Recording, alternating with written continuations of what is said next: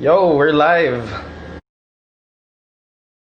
And I said that with no one here. So, yep. Anyway, Colt Cabana is now live. We're just waiting on him. Hey guys, thanks for joining me tonight. Hello everyone, we're just waiting. It's exactly 1 a.m. right now in the Philippines. We were actually waiting for Colt Cabana to join in. Colt Cabana can actually jump in right now. Yeah, Colt Cabana can please join us. I'm sorry I'm saying his name a lot. I'm just really nervous. He's one of my heroes in wrestling, so I'm just glad to be able to have this chat with him. Thank you everyone for joining me tonight. This morning, actually, it's 1 a.m., so it's 12 p.m. over there in Chicago, so we're just very happy to be able to get to talk with this AEW wrestling star, Colt Cabana, so I hope he jumps in on the live really soon. Ken won't be joining us this to start off because we're starting off pretty late, so we want to maximize our time with Colt Cabana, of course. And yeah, guys, if you have any questions, just please comment them down there. Ken, if you can please help me out with oh, just wait up. Guys?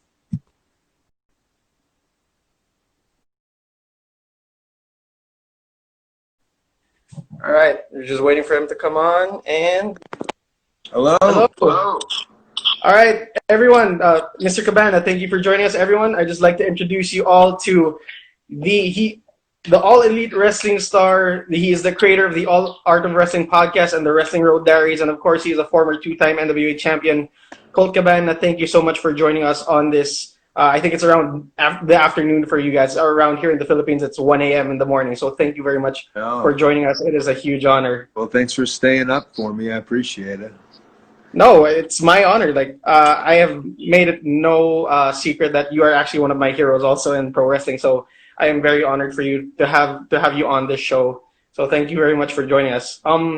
I guess we'll get right into it. So how have you been doing with the whole situation with the coronavirus and the BLM protests over there in Chicago right now? Yeah, obviously this is a worldwide pandemic, so it's pretty alarming and a wake-up call, so I've just a lot of staying in home and Yeah. just going out and wearing a mask. Luckily for me, I'm under contract with AEW, so in terms of employment, um, you know, uh, I mean, I'm not a man of religion, but what a blessing that is. And Yeah. and also, a lot of the fans, and there's ways that I've been able to like get different support monetarily also, and also creatively through Mm. things like Twitch and Instagram Live and YouTube and of course, selling merch and ring worn. The pandemic has allowed me to, and the quarantine has allowed me to go through my closet, and sometimes I just find stuff. And so Yeah. I've been putting stuff up for sale, and I've been raffling stuff off for charity. So, it's different, but I'm managing okay. Yeah, I'm happy to hear that. And you've been running the gamut, honestly. You have a Patreon, you have your Twitch stuff, and I'd really like to commend you also on your quarantine series on the Art of Wrestling podcast for those guys who are not signed, who are full-time independent wrestlers also who are having a hard time getting getting their own money, so to speak. So I'd really like to commend you on that. But you also touched on AEW, and I just wanted to ask you about that. So you're a man that is really well traveled in the indies and a lot of different wrestling companies. And this year, like earlier this year, you actually signed with AEW. So can you talk to us about how that experience has been so far? Yeah, it's that was a hard decision for me because I'm known as this person who's very DIY. I don't really like authority or management, and so for so long I've kept myself uncontracted because I just didn't want anyone to really like own me. Really, it was really Yeah. important after kind of a bad run with WWE. I just felt I wanted to be really independent. So, after about 10 years of independence like this, uh, AEW and I worked the thing out where I really still do own my independence, but I also get to give it my all and, lend my expertise and years of knowledge and wrestling to this wonderful product. And in return, there's this wonderful platform that I get to be on international broadcasting, national television, and also I get to be doing it with my friends Yeah. who I've watched come from nothing to everything, including Kenny Omega, including the Young Bucks, and even Adam Page. I was on a show with Adam Page in 2012, I believe, in LA, and he was just so young and hungry, and no one knew who he was, and it's so cool to see how far he's come. Yeah, Adam Page is definitely a stud in wrestling, and he has a really bright future ahead of him. But let's talk more about you because when you joined AEW, you actually been talking to a lot of interviews also where you mentioned that the vision that the elite had for AEW was basically what your vision was for wrestling times like 1,000 or something. So even though they were the ones who were able to take your vision to that level, how does it feel to be actually one of the people that lit that spark to lead that vision somewhere? Like, because you're one of the pioneers of entrepreneurial spirits in wrestling, like with your podcasts, with your Wrestling Road Diaries documentaries. How does it feel to be like one of the people that lit that spark in a lot of independent wrestlers to make their own merch or like send out their own merch, do their own podcasts, make their own content online? How does it feel? Yeah, I just there was a time where I saw a scene that I thought, I grew up on the independent wrestling scene from 1999 to 2007 before I got signed to WWE, and like I thought I was going to do that scene forever, and I thought it was the coolest. But in my heart and in everyone's thought process was like, we're doing this to get to the WWE, and including myself a little bit. And so when I got to the WWE and it didn't work out the way that anyone wanted it to, afterwards, that vision of trying to get to the WWE necessarily wasn't the thing anymore. Yeah. And I was back on the independents, the place that I loved. And now my mindset wasn't like, hey, how do I get to the WWE? It was, hey, how do we make this and grow this and do this is this thing that we're doing. Let's try to do this on whatever level we can. And so it's almost like I was lucky enough to be in a position where I'd gone there and I realized it wasn't the best. And by there, I mean WWE. So, I was a little older and a little wiser, and it was, a quote unquote, I don't know, revolution or understanding that I could move forward because everyone else was still trying to get on TV. And you got to remember at that time, to be signed by WWE was like a huge honor. Like it just didn't happen for a lot of wrestlers, especially on my level. So, now they just sign them up like whatever. So that was my vision and my idea was to make this scene the cool scene. And then, I played my part, starting the podcast, doing the Road Diaries, doing the YouTube shows, just explaining how great independent wrestling was. And then, others came after me and just destroyed the way I was doing it. But, before me, there weren't many doing it to the extent that I was. Yeah. And I really have to commend you on that because you were actually one of the big inspirations in my career also to like, because when I started out in wrestling, I started out like 5 years ago. There was no scene in the Philippines, and we were wondering how to be able to get eyes on us. So I listened to a lot of your podcasts. I watch a lot of your video series. So that's where I got the idea. Like, all right, people see our movement, as you mentioned. People see this indie wrestling movement as like punk compared to like pop music. So I think there's the camaraderie that came with it, and I'm just really thankful that you let that spark and then everyone else followed suit. And then, of course, they blew it up. But, of course, we needed the pioneers to do that. And I really have to thank you for being one of those people to do that. Yeah, and that's cool that you said, like, you did the work and you listened to the shows because so many people, like, ask me for advice through email. And I just want to be like, all the advice is in the podcast. There's an 8-year archive of just years and years of knowledge. And, it's just about, it's nice when you want to listen to it as opposed to being like, oh, I got to do homework and listen to this podcast. Yeah. So, that was the point, was help, not help set the blueprint, but give the information of why it's great and why it's obtainable. And that's cool to hear that you did that. Yeah, because I was really following, like there was a time I was really following the PWG scene. And then I was looking at guys like Adam Cole, Keith Lee, and who were on your podcast. And then I actually discovered you through them, and then I learned more about you. And I want to talk more about your wrestling stuff, but we have to go to some questions from some fans. There's actually one really interesting question here right now. So from @Rach_Mendoza, out of all the matches you've had, who do you want to wrestle again?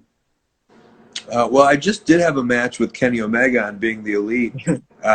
I didn't know it was a match, but it was.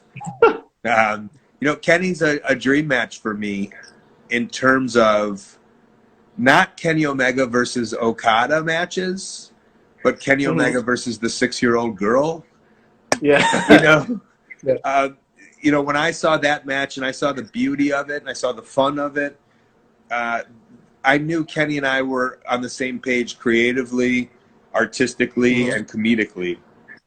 Yeah. And so that is somebody who I've never wrestled, who I would love to wrestle. In terms of someone I'd like to wrestle again,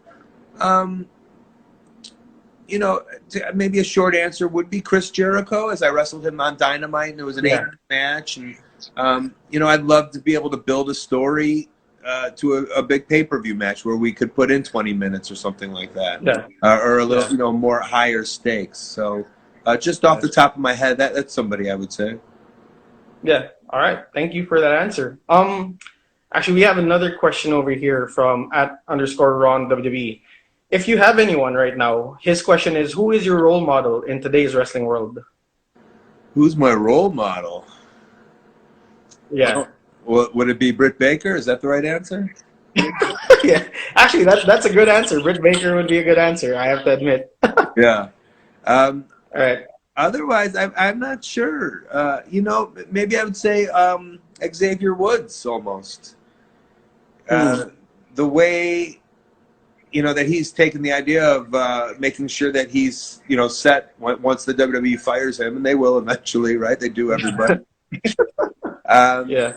He's set up, in the same way that also Zack Ryder and Kurt Hawkins have done for themselves, a bit of a role model where they took a thing, wrestling figures that they were obsessed with, and they made a podcast out of it. The same way that I did when I was obsessed with these chats between comedians backstage, and then I took that into the podcast with wrestling and wrestlers and wrestlers talking.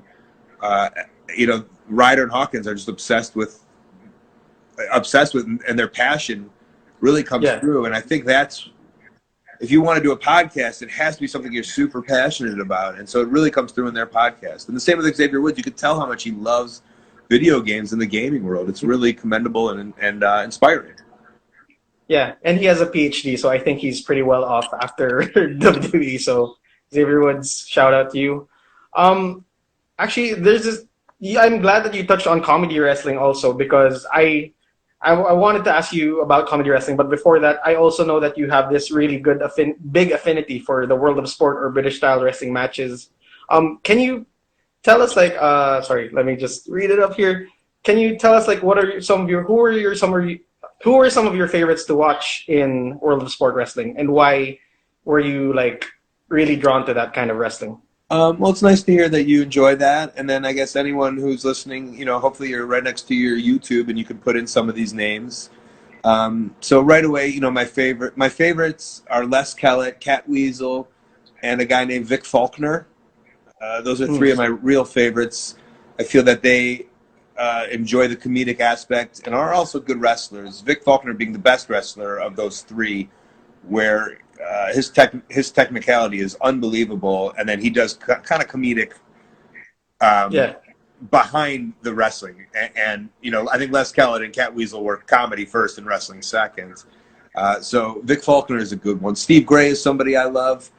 John Cortez and Keith Hayward, if you watch some of their matches, some of the best technical wrestling that you'll ever see. And I don't think they got enough love for their style of wrestling. Jim Breaks has recently come out to be a maniac in terms of his personal life. But an incredible heel he was if you go back and watch him. There's also a guy named Masambula, who isn't on a lot of YouTube, but if you can find Masambula's stuff, I've seen a lot of old.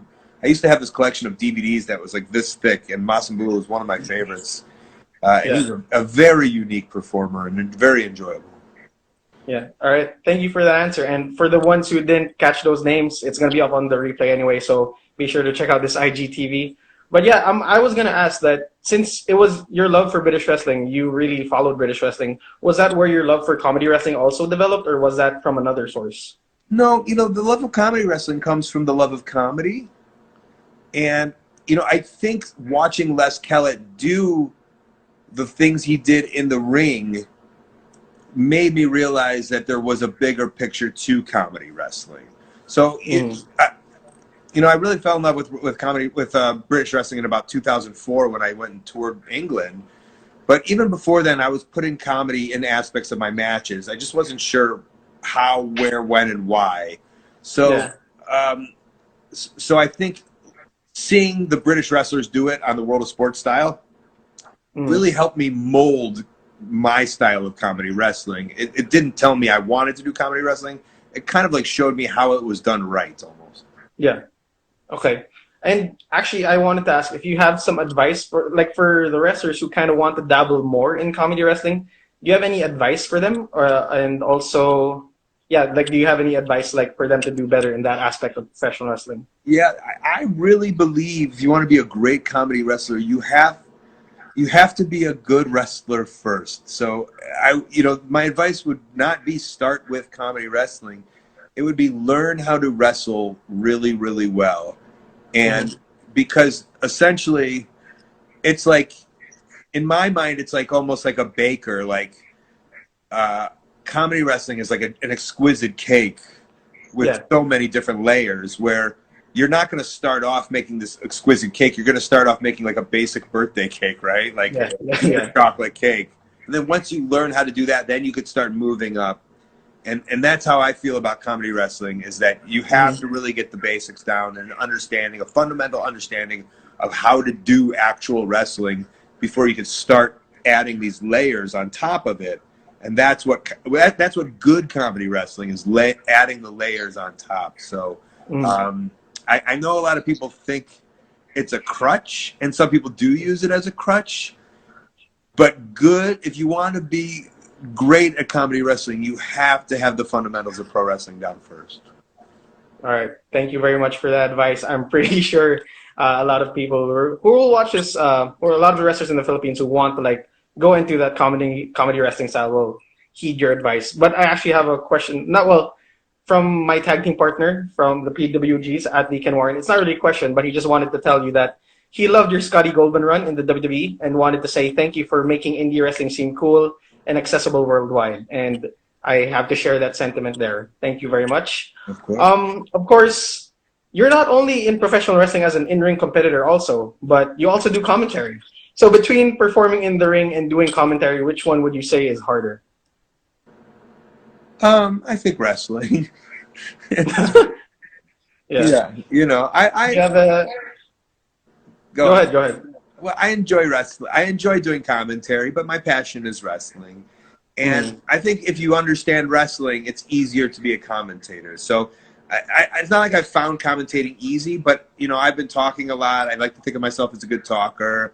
I've been podcasting for years, and I understand pro wrestling. So to do commentary wasn't necessarily hard for me. It is a very hard job, but it came a little easier for me. Whereas wrestling, just because of the physicality of it, on top of all the mental layers, mm, I think wrestling's a little harder in my opinion. yeah. But speaks to your commentating abilities because I think it was in 2018 where you and Ian Riccaboni actually won the After Awards for the commentary team, the best commentary team in wrestling. But and you're also going to be in Retromania Wrestling, the upcoming video game, professional wrestling video game, not only as an in-ring competitor but also as the voice of the commentary team. Like, how does that feel being like not only an in-ring, like not only like a playable character in the ring, but also being the voice and the commentary team of that said video game? I mean, well, I'm waiting for it to come out first and foremost. Yeah, So, yeah, when it comes out, that'll be cool. But it's nice that I have the commentary in my back pocket, and I just think Ring of Honor wanted me to do it, at 37, and I'm not ready to do it at 37. And that's one of the big reasons I went with AEW, is I'm a wrestler. I love wrestling, and so I'll be able to do commentary, maybe in my 50s when wrestling slows down for me. But right now, I still feel that I still have enough to give to the wrestling world. But yeah. being able to do both, I think it's very important. I always tell to wrestling fans or to people who are trying to be wrestlers, like, be as versatile as possible. That not only just in the ring, but also learn how to edit, learn how to Photoshop, speak different languages.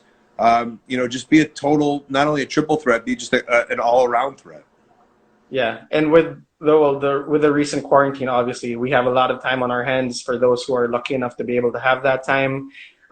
Myself, like I've been learning more how to video edit and everything, and we're doing this stuff right now. And again, thank you for being on our humble IG live show, and it's really just an honor to have you. Actually, I have to address this because there's a lot of people who are commenting it on the chat right now.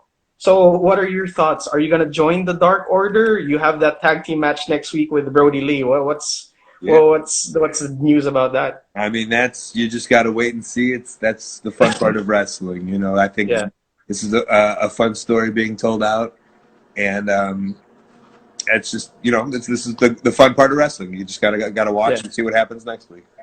It's actually funny because like you actually started your AEW career saving the SEU from the Dark Order, and now there are rumors swirling around that you might be joining the Dark Order. So everyone, if you want to know what happens next, make sure to watch AEW Dynamite next week. That's right. We're not going to get exclusive right now. Where do you guys watch it? Do you have the Fight app? We have the Fight app. Yes, we have the Fight app. Obviously, we also have like the not so good means, but we can't. We're trying not to do that. But we do have the Fight app. That's where we usually get most of our AEW. We also have. No, we don't have cable. So yeah, it's not on cable here yet. But the Fight app, yes, we do have it here. So we have actually another question from a lot of people. Actually, I have to touch on this a little bit. Do you remember the trip you took here in the Philippines for WWFX, where you were the ring announcer and the guest commentator as Mr. Colt? Yeah, I was hoping you were talking about it. Of course I remember it. yeah, I was really going to talk about that. And do you have any stories from that trip? Do you have anything that you remember the most from that trip? Well, I mean, I don't. Well, I'll ask you this: have a lot of people talked about that trip, and do you guys know any stories about it, or is it like almost like a fable for you guys, for the wrestlers over there? For the wrestlers over here, it feels like around with my promotion, it feels like around 80 to 90% of the wrestlers were actually able to watch that show, because I was there watching, and then I saw you as a ring announcer. I was like, why is he ring announcing and not wrestling? And then, of course, a lot of people were there to see John Morrison, MVP, Chris Masters. I mean, but for us, sorry. Is that like a legendary show? Just the idea that it was there, like a one-off, or is it not? It's legendary in the fact that it was a one-off. Like it was the one time, like beyond, like outside of WWE, where wrestling or wrestlers came to the Philippines, not through the WWE, because we don't usually get that often. The WWE would come here around maybe every 3 or 4 years, but like hearing about WWFX and then seeing guys like Shelton Benjamin, John Morrison on the card, that was enough to like get the really hardcore wrestling fans to buy a ticket and watch. Granted, there weren't a lot, like the place wasn't like really full with fans, but for those who were there, for the hardcore wrestling fans that were there, it was really magical for us. And then, do you know the story of how and why it came? I heard it on your podcast. I remember it like it was through Davari. Like, yeah, Sean Davari was the one who talked to you. But then I don't really like understand like how it happened, like the whole show. Sean Davari was working with some guy who was like an international entertainment broker almost. And he would sell these shows to different like people who wanted entertainment in different countries. And so after this show, he was working on a deal to take the same show to Russia. And I remember we were going to use Kozlov as the big draw. That was going to be the big draw.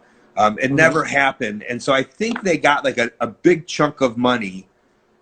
And they were like, here's this chunk of money, Sean. Now you have to put on a show and pay the wrestlers and whatever. And it was a big chunk, but, all the wrestlers, Sean chose the wrestlers that were like stars, but also cheap enough, if that makes sense.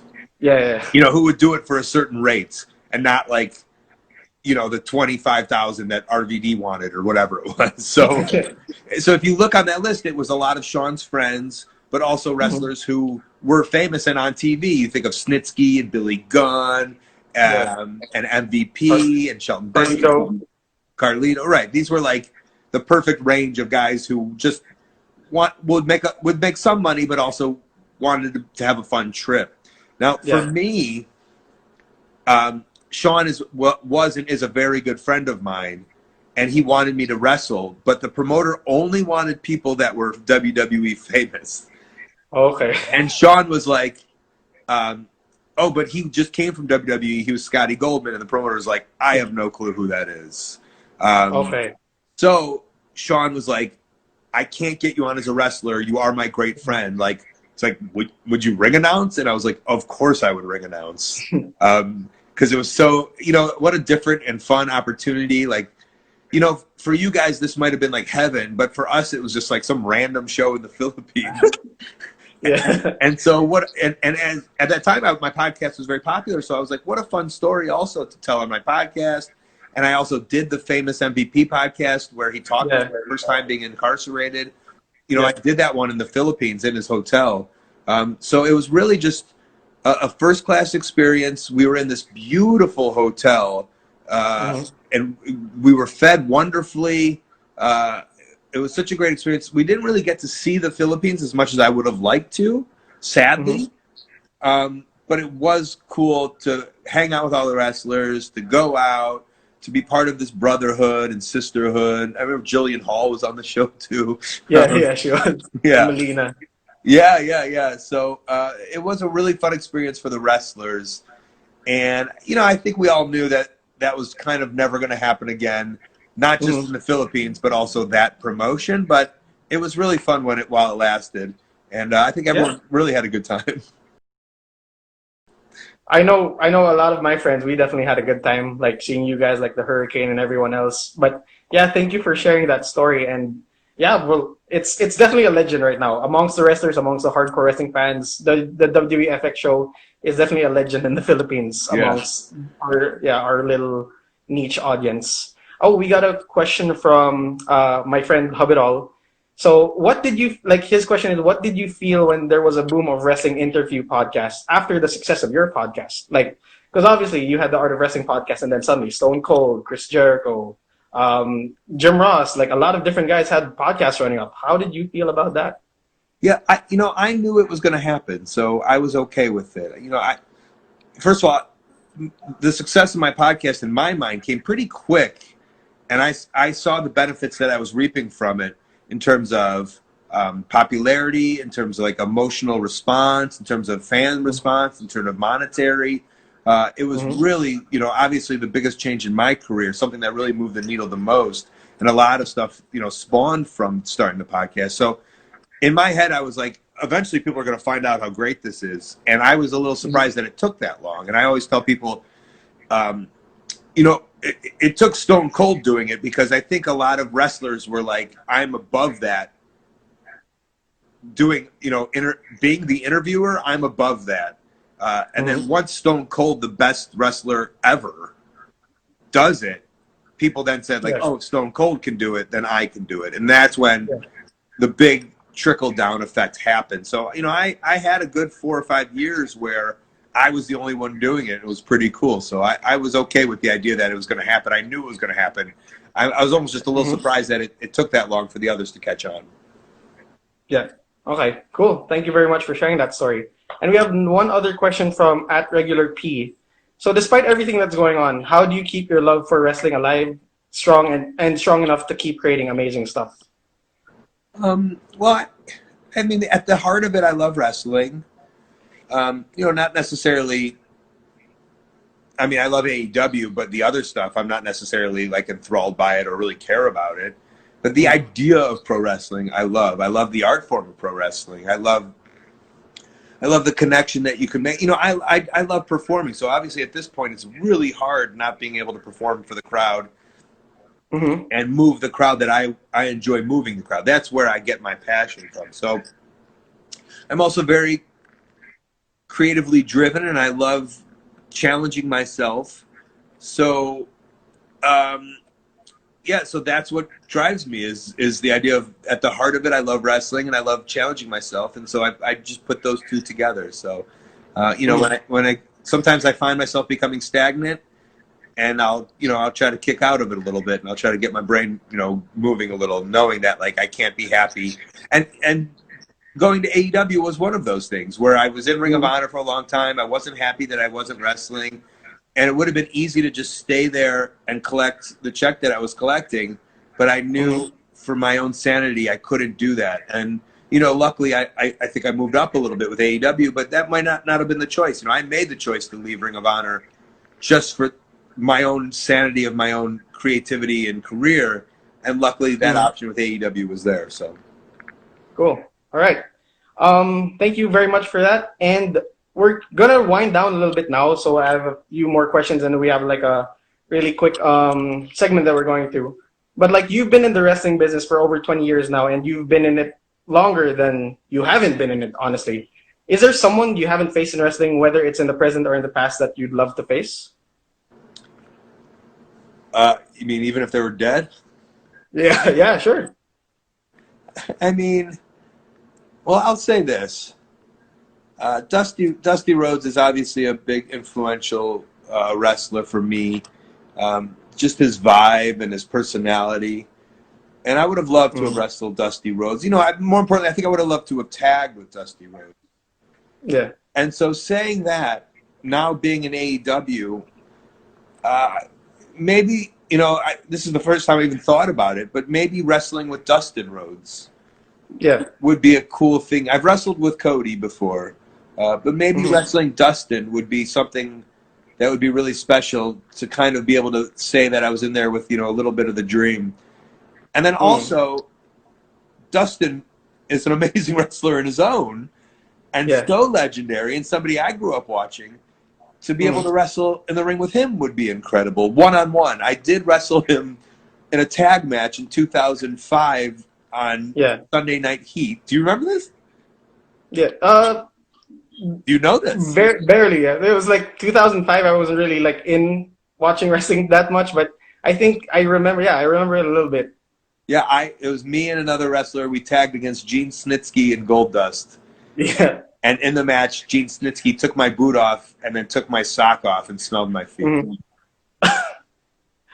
That must have been an interesting story to tell, or like an interesting moment of the match. Yeah. But yeah, thank you very much for that answer. And I know you probably get this question a lot, like throughout your career, but throughout all of your matches, is there one that stands out to you the most as your favorite? Yeah, there's so many, and I have different ones for different reasons. I'll give you two right now. When I got fired from WWE, two different things happened to me in 2009. I got to go over to England, Sheffield, England, and I got to wrestle Johnny Saint one-on-one, which was really special to me. The idea that he was still wrestling, I think he was 69 years old at the time. Yeah. And I'm about to actually put that match up on my Patreon right now, pretty soon here. Okay. In a while, just because I just found it on my Dropbox. So that's always a special moment for me. And then I returned to Ring of Honor in 2009 at the Hammerstein Ballroom at Daniel Bryan Danielson's surprise partner. Yeah. And the reception I got from that Ring of Honor crowd is something I will never forget about.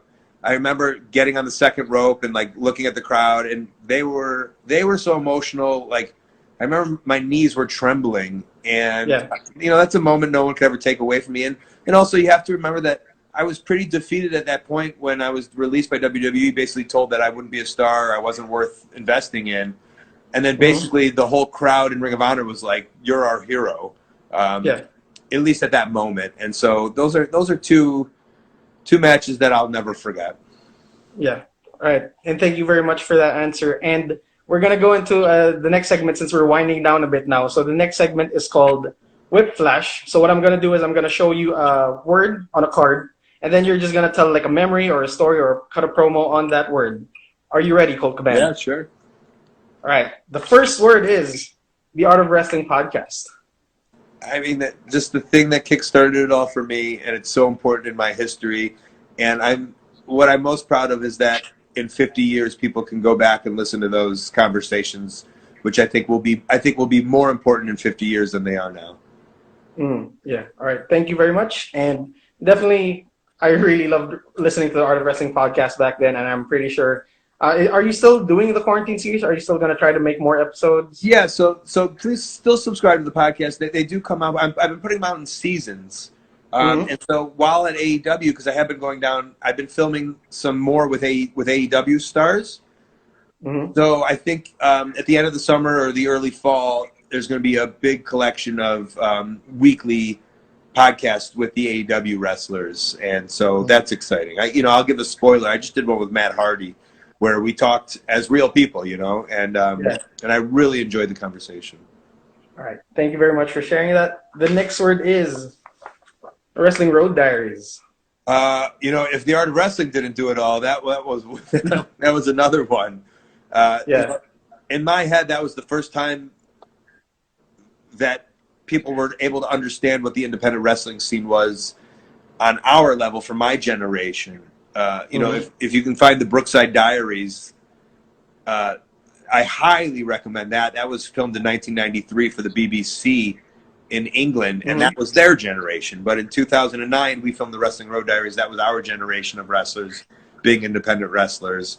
And again, that's another thing where I hope in 20 years, 30 years, that will be like in the museum of independent wrestling. All right. And of course, thank you very much. Oh, sorry. Yes, available at coltmerch.com, where I will sign it for you, or digitalcolt.com if you'd like to watch a digital version. Yes, sir. Yes, sir. And please visit those links if you guys want to get this Wrestling Road Diaries, obviously. All right. The next word is Pro Wrestling Tees. Yeah, just a game changer for so many different wrestlers. Not necessarily for myself, because I was and still am selling T-shirts from my apartment, but so many wrestlers were so lazy that they didn't have the same work ethic as me, and Pro Wrestling Tees made it easy for them to do nothing and make money off of their own self, which they should have been doing for years, but so many weren't. And so it was, such a game changer for everybody. And of course, you can get my shirts at prowrestlingtees.com/Colt Cabana. All right. We're talking and plugging at the same time. Thank you very much, Colt Cabana. We have two final words, final cards. Second to last is ROH. Oh, actually, it's on there. It is. Yeah. There you go. When I think of ROH, there's different segments of ROH. But when I think back to 2003 to 2006, it's the best. It was just that group of wrestlers who weren't thinking about money, but were thinking. It was like almost like a team. We were a team, and we were trying to grow this company and our own team. And it was very unselfish, and it was a really cool time for independent wrestlers. And I'll always be grateful for that time and for Gabe Sapolsky for kind of being the coach of that team. Yep. All right. Thank you. And we're going on to the last word, which is obviously AEW. This is the new era of wrestling. I think so many people were just so sick of the other company on Mondays and Fridays, but there just wasn't anybody really fighting it on a bigger level. And I think over the last 10 years, the independent scene really grew and really taught so many people different things. And I feel the AEW is just the culmination of learning those things and now putting it on a national product, backed, by Tony Khan. And again, he's the ringleader. Like Tony Khan would go to independent shows and would love it, and he gets it, and he got it. Yeah. And so now he's giving it to everybody, and I think that's what makes it so cool. All right. Thank you very much. And thank you very much, Colt Cabana. And thank you also to Tony Khan, the rest of the elite, for putting on AEW as a new product for a lot of wrestling fans out there. And thank you very much again for joining us. But before we let you go, I have one more question for you, Colt Cabana. So this is the question that I ask all my guests. So what is the biggest lesson that you've learned in your wrestling career that you would like to pass on to others? Obviously I've learned a lot of lessons. And before I answer this, I do want to tell you that I've done a lot of interviews and I've done a lot of shows, and I'd like to commend you on your style. You've been great. And thank you so much. You've asked great questions. You've been very you're not quick to jump over anything. You look at me when I'm talking. That means a lot. Thank you so much. So a great job for that. And I would say this is advice I give to a lot of people, and I mean by it well, that if you start training and you say to yourself, when you start training, you say to your goal, my goal is to be in WrestleMania. Mm-hmm. That's going to take a long, long time to make it. You may make it there. You can make it there, but it's going to take a long time, and you won't feel any success until you get to that. But if you say to yourself, I want to have a match, and you start training, and then you have a match, you're able to achieve a goal and get an endorphin rush of success. You learn what success is. If you want to then say to yourself, I want to be able to, travel. I want to have a tag team match. I want to have a feud, and I want to have a good feud. And then you have those. You're able to have those successes. So it's important to make long-term goals, but I think it's more important to set short, obtainable goals that give you the idea of success and give you that satisfaction. Yep. All right. And couldn't have put it better myself. And thank you also for your commendation of me, because we've been doing this for only around 10 weeks maybe, and we're just doing this because we're under quarantine here in the Philippines. We can't really go out as much, so we try to contact as many wrestlers as we can. And we're again very thankful for you for joining us tonight this morning in the Philippines over for #PWG Live.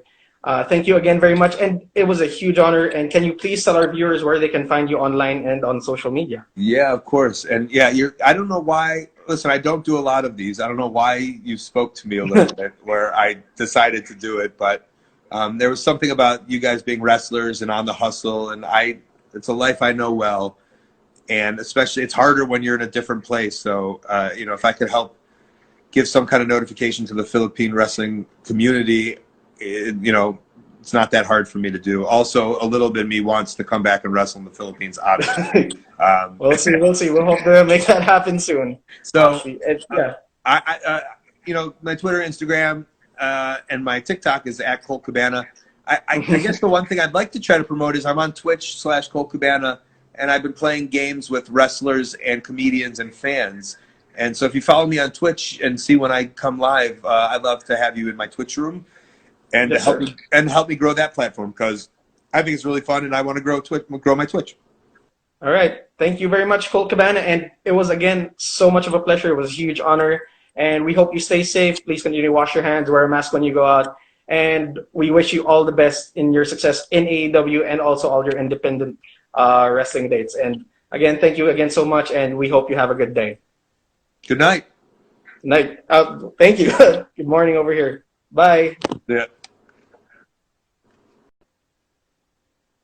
All right, that was Colt Cabana, and again, thank you everyone for all your comments. Ken, I'm waiting for you to come on. We're gonna finish off this live this very early morning.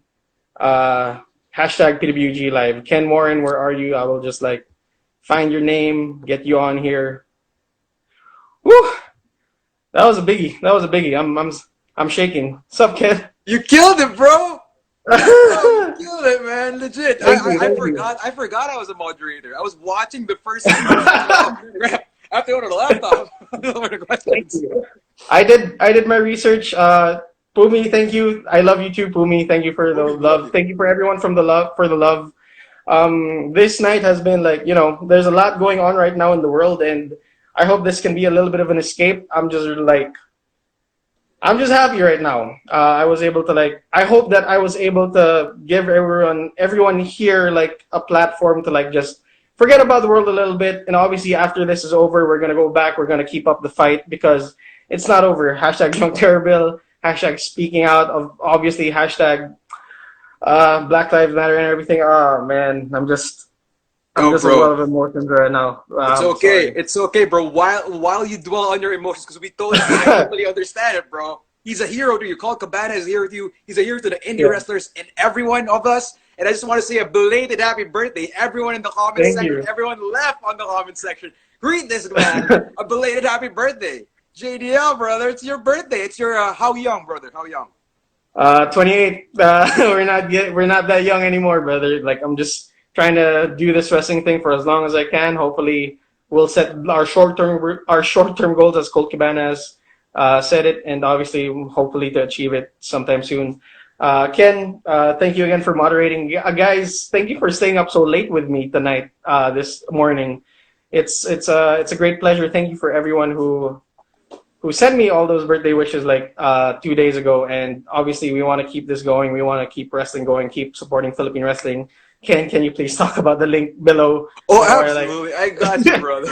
I got you, yeah. man. So if you're wondering what's that pinned comment right over my mouth, right over, you can encircle, screenshot right over there, click on the more button. It's actually a link to the biggest pro wrestling show in history, recent history, circa 2019. It's hashtag PWR Homecoming, which is live on demand now at https colon / streamsessions.live / for only the very reasonable price of 500 pesos. That's basically $10 when you convert it, 10 American dollars.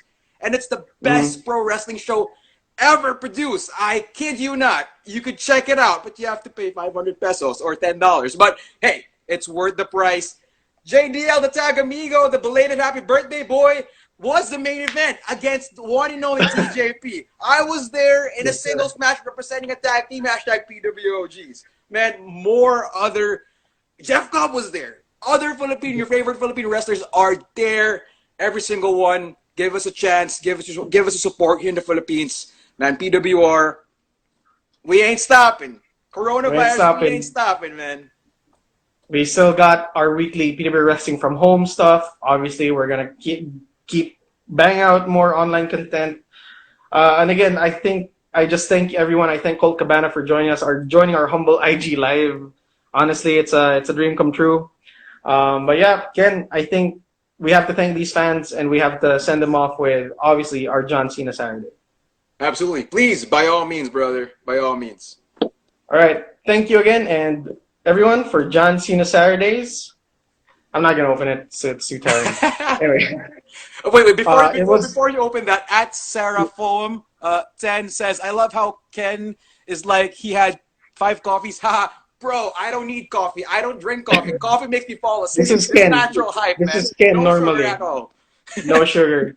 But yeah, thank you again so much, everyone. And for John Cena Saturdays, on June 12, 2020, John Cena tweeted, "Don't think for someone, listen to them." So with all the problems that are going around in the world right now, don't try to think for the people that are hurt. Just listen to them. Give them that platform that they need to vent out all their feelings. Listen to them, give them some help, whatever you can. For the people that are hurting, for the people that have issues right now, for the people that have problems, for the people who are struggling, I hope that you have someone that you can talk to, and I hope that someone that you talk to will listen and help you wherever you need. Because right now, the world is such a messed up place, and we all have to practice kindness, empathy, and just show love to one another. And that is it for hashtag John Cena Saturdays. Thank you again, Ken, for moderating. Thank you, everyone, for joining me on a very late time. Thank you again to Colt Cabana. And Ken, what can we say except... Thank you, the Carl, and y'all can hashtag that a pleasant morning and evening. Good night. Good morning, amigos and amigas. We'll see you tomorrow for obviously Marquee Extreme and then Bogart the Explorer. Take care and good night. Love you all.